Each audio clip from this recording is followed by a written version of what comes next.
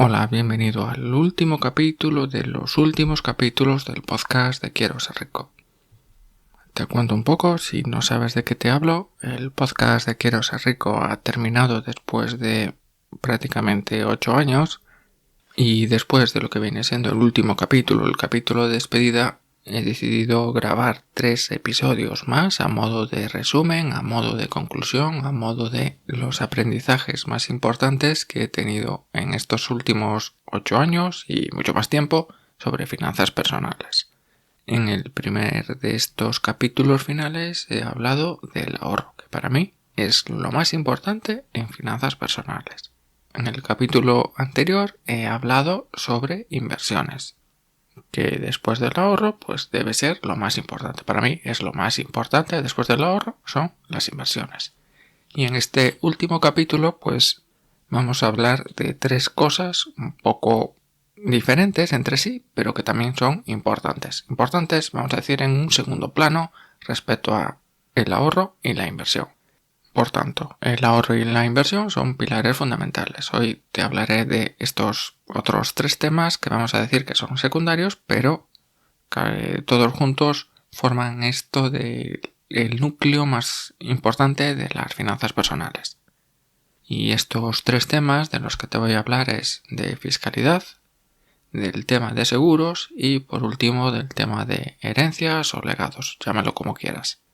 El dinero seguramente sea muy importante, pero más importante que lo material, que el dinero, está la tranquilidad, está dejar las cosas bien hechas y está en preocuparnos también por nuestros seres queridos. Por nosotros, por supuesto, pero también por nuestros seres queridos. Y un poco de todo esto es de lo que te voy a hablar en el día de hoy. Bien, el primer de estos 3 temas, el primer bloque es la fiscalidad, el tema de los impuestos. Para mí, lo más importante sobre fiscalidad, sobre impuestos, aparte que los entiendas un poco, es que no puedes tomar decisiones en base a la fiscalidad. Hay gente que toma decisiones en base a lo que dice los impuestos o cosas que he escuchado por ahí. La fiscalidad es importante, pero no es lo principal. Te pongo algunos ejemplos o un ejemplo que se suele entender bastante bien. Antes del ejemplo, pues decirte que primero debes invertir o debes tomar decisiones que tengan sentido financiero para ti y luego aprovechar estas ventajas fiscales. El ejemplo, pues uno en donde se ve perfectamente es en las donaciones.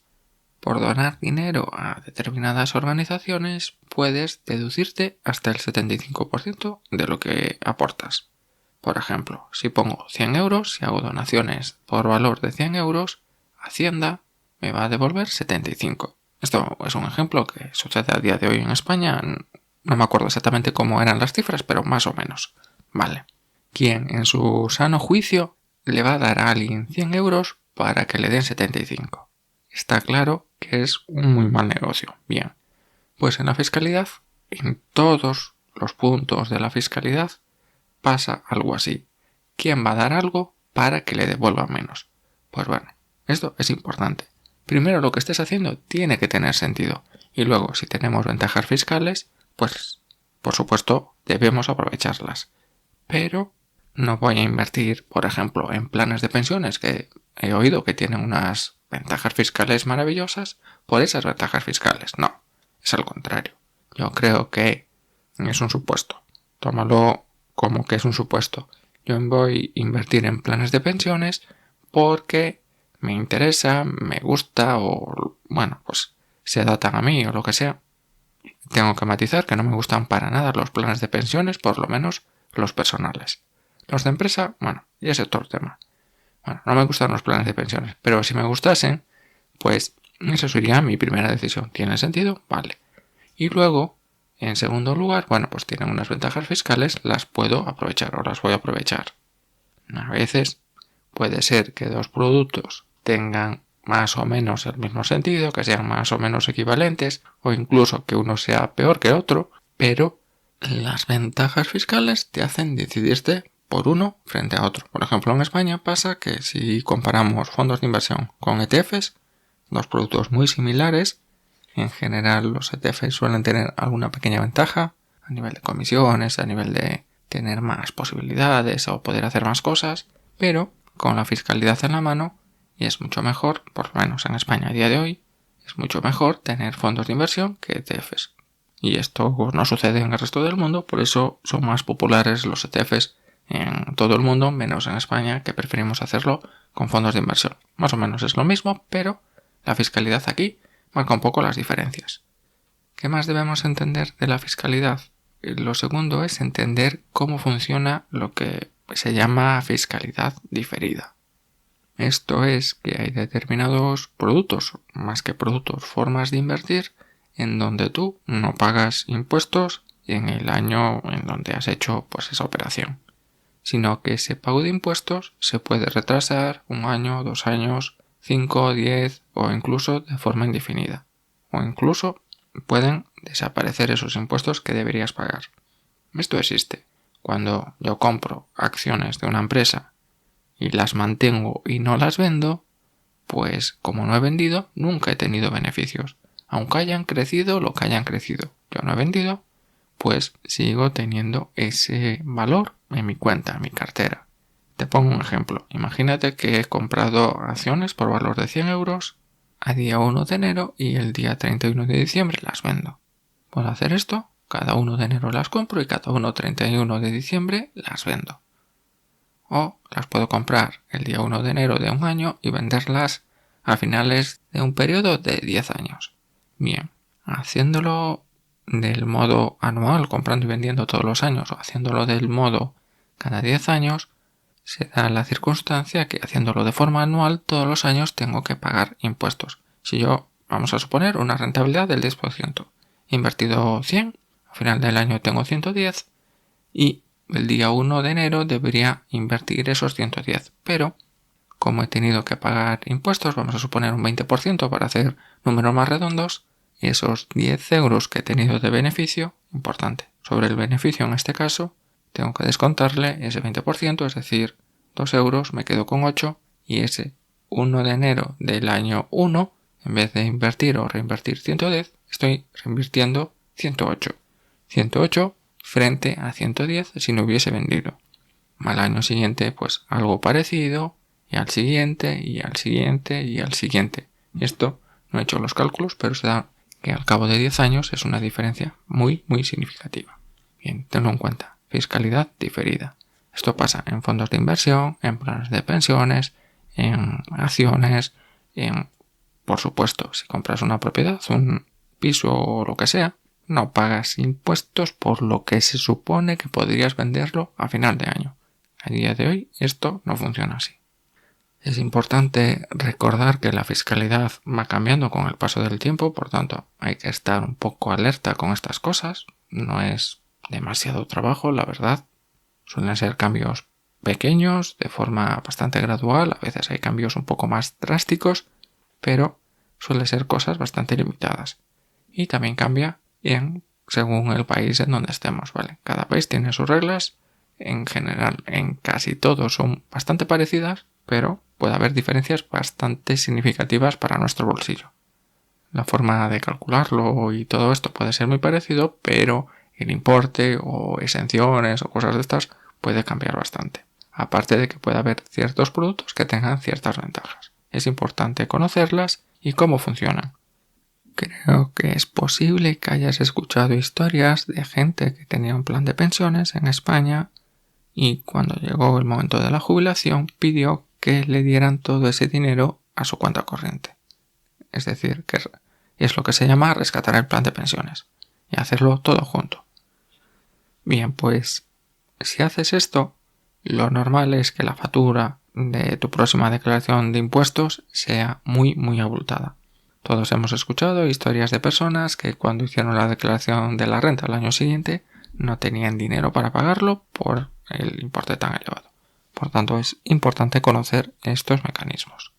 Como última conclusión del tema de fiscalidad es que aproveches lo que te beneficie, pero no bases tus estrategias, no bases tu vida financiera en los impuestos. Cambiemos un poquito de tema. Hablemos ahora de los seguros. Yo creo que lo he dicho muchas veces, que esto es lo típico, que es mejor tenerlos y no necesitarlos que necesitarlos y no tenerlos. Las aseguradoras no son ONGs ni nada parecido. Y por tanto, todos sabemos, o creo que todos podemos intuir, que un seguro mal escogido es tirar el dinero. Pero, importante, hay seguros que yo considero que son imprescindibles, que sí o sí deberías tener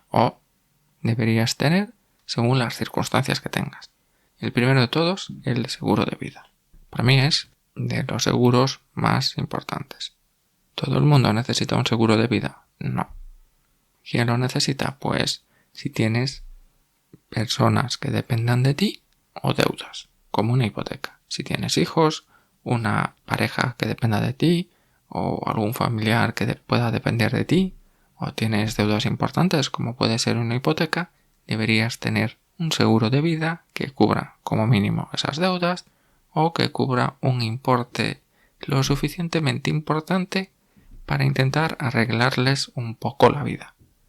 Pues no sé, si tienes un hijo que tiene 2 años, pues vamos a calcular que va a necesitar tal vez dinero para 20 años. Vamos a ponerle unos 20.000 euros al año, pues igual necesitas tener un seguro de vida de unos 400.000. Vale, pero que tenemos no sé qué otra ayuda o que no sé cuánto, pues un importe menor. Que igual asegurar 400.000 es demasiado y te sale una prima muy alta. Bueno, pues una cantidad que se pueda ir acercando o que, pues que cubra parte de ese importe que has calculado. Pues es un seguro de vida. Creo que sobra decir mucho más. Si te mueres, pues habrá alguien que se pueda beneficiar de él, que, pues eso es importante. Otro seguro, pues el seguro de hogar. Bueno, el seguro de hogar es obligatorio si tienes hipoteca y si no, siempre es recomendable.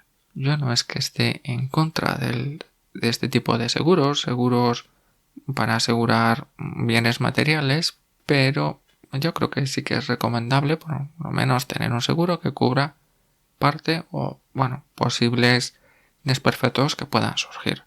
No necesitas un seguro que te manden a alguien todos los meses a colgarte las cortinas o un servicio técnico si te hackean el ordenador o no sé cuánto. No necesitas nada tan completo, pero algo por si pasa cualquier tipo de catástrofe o cualquier tipo de accidente, una explosión, un incendio, un robo importante. No sé, yo creo que siempre es recomendable. Esto para viviendas en donde vives, de tu propiedad.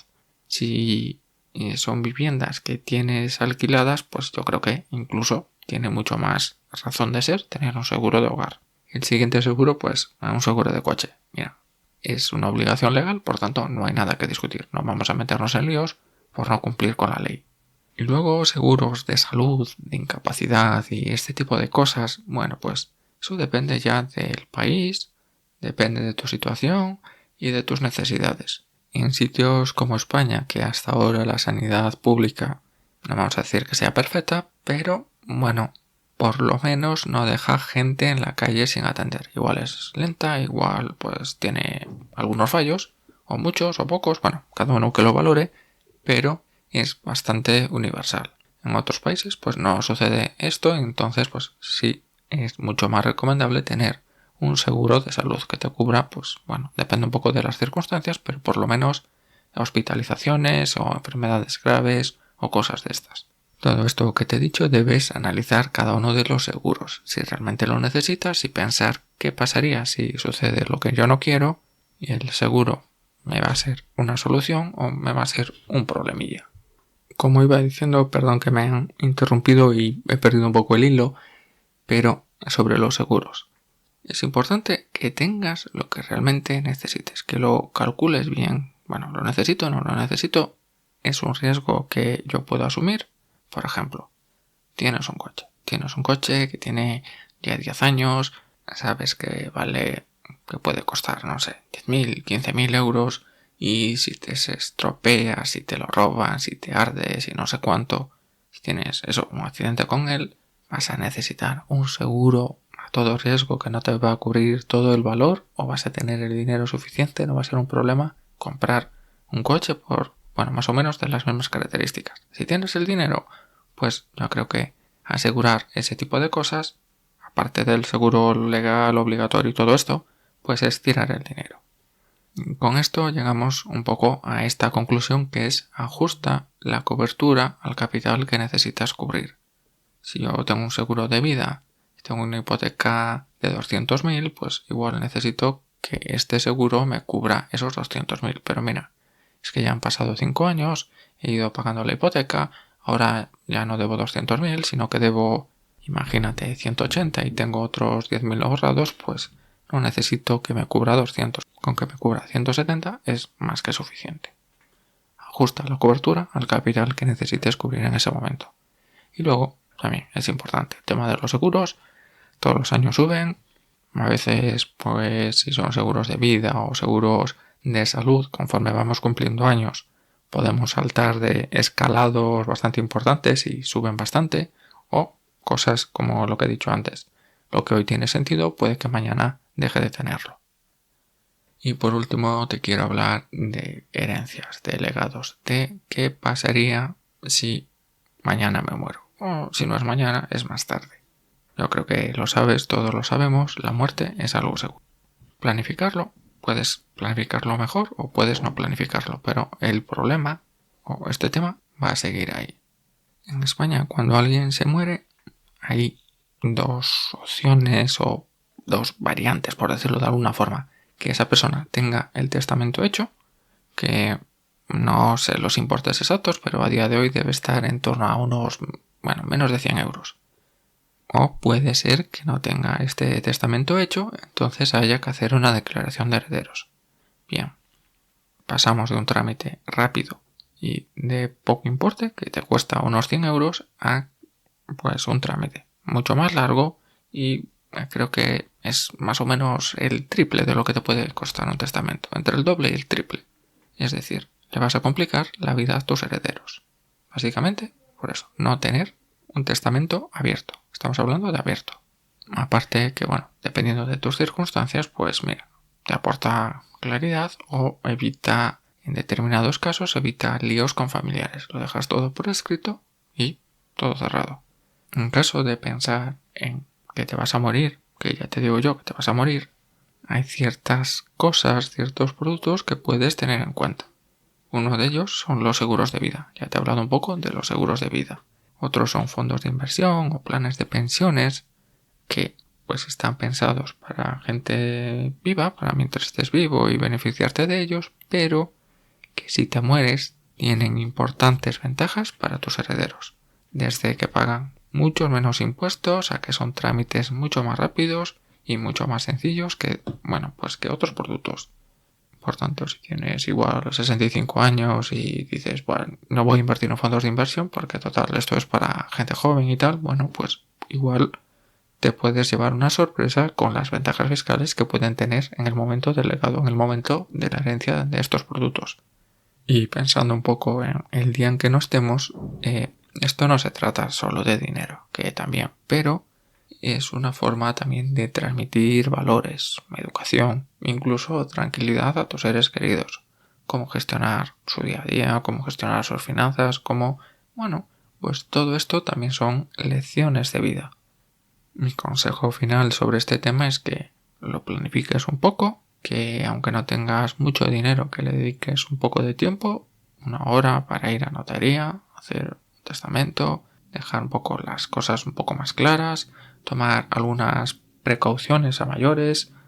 Por ejemplo, yo tengo un pequeño documento impreso en un sitio en donde solo lo sabe mi familia, con claves de bancos, con claves de algunas cuentas online, con claves de otras cosas que pueden ser importantes. Si tienes criptomonedas, mucho más importante todavía.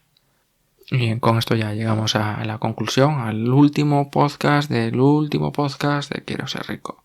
Te he hablado hoy de fiscalidad, de seguros y de herencias. Creo que no son temas tan importantes como ahorrar o cómo invertir, pero sí son cosas que sí o sí debes tener en cuenta. Si ya sabes de ahorro, si ya estás ahorrando, si sabes un poco de inversiones, pues párate un poco con estos temas que también son muy, muy importantes. El ahorro son tus cimientos, la inversión es el crecimiento y la fiscalidad, el legado y los seguros pues es protección, es poder traspasar esto y es, pues las cosas que hacen que todo tenga un poco más de sentido. Para concluir un poco este podcast, te tengo que decir que lo importante no es tener mucho patrimonio, sino vivir con más tranquilidad, tomar buenas decisiones y dejar las cosas un poco mejor para los que vienen después de que nosotros. Con esto te tengo que agradecer que siguieras hasta aquí, hasta el final de este podcast, al final de esta serie. Es un momento un poco complicado para mí, pero bueno, darte mucho las gracias por todo esto y si crees que este podcast le puede servir a alguien, pues no olvides de compartirlo, que estoy seguro que te lo agradecerá, aunque no sea de palabra. Y nada, por último, pues lo he dicho antes, muchísimas gracias y ya sabes dónde encontrarme. Me puedes escribir en quieroserrico.com, tienes muchísima más información y mis datos de contacto. Hasta siempre.